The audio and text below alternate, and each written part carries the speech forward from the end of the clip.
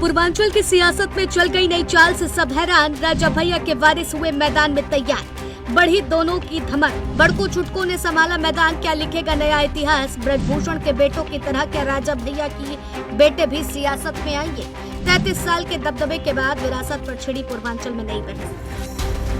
वो कहते हैं ना कि जहां बरगद पुराना होता है वहां उसकी छांव में नए पौधे भी सिर उठाने लगते हैं। विरासत कभी आवाज देकर नहीं आती, वक्त खुद उसके कदमों की आहट बता देता है।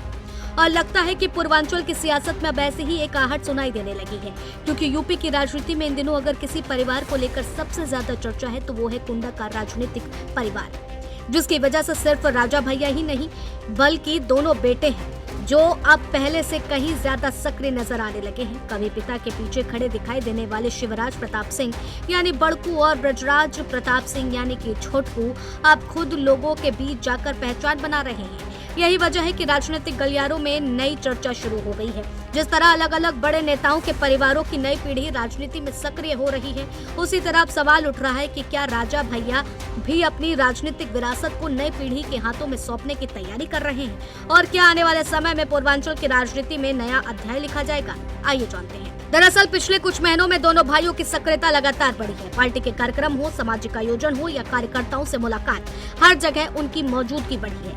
अप्रैल 2025 में दोनों ने जनसत्ता दल लोकतांत्रिक की सदस्यता ली और उसके बाद से संगठन में उनकी भूमिका भी लगातार बढ़ती दिखाई दे रही है। स्थानीय लोगों का कहना है कि जब राजा भैया किसी भी कार्यक्रम में मौजूद नहीं होते तब छुटकू खुद जनता की समस्याएं सुनते हैं। गाँव में लगातार दौरे, लोगों में सीधा संवाद और कार्यकर्ताओं से मजबूत संपर्क में यह संकेत देना शुरू कर दिया है कि नई पीढ़ी अब सिर्फ परिवार का हिस्सा नहीं बल्कि संगठन की जिम्मेदारी भी संभाल रही है।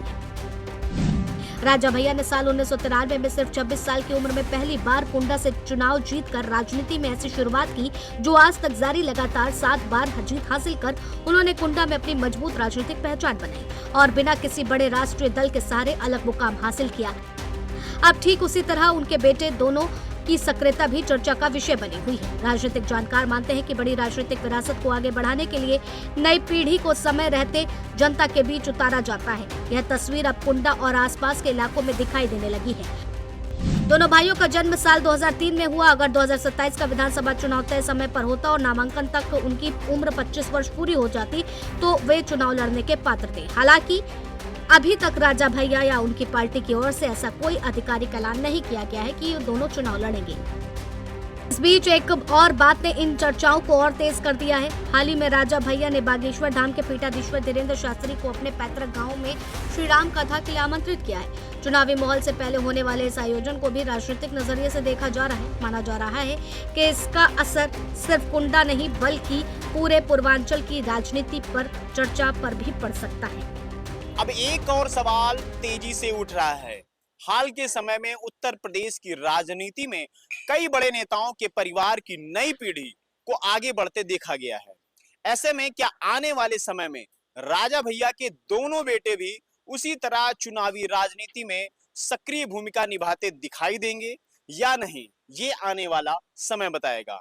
लेकिन पूर्वांचल की राजनीति में हलचल इस समय जरूर बढ़ गई है। कैमरा पर्सन अनिल के साथ साहबदीन यादव, जेएमडी न्यूज, लखनऊ।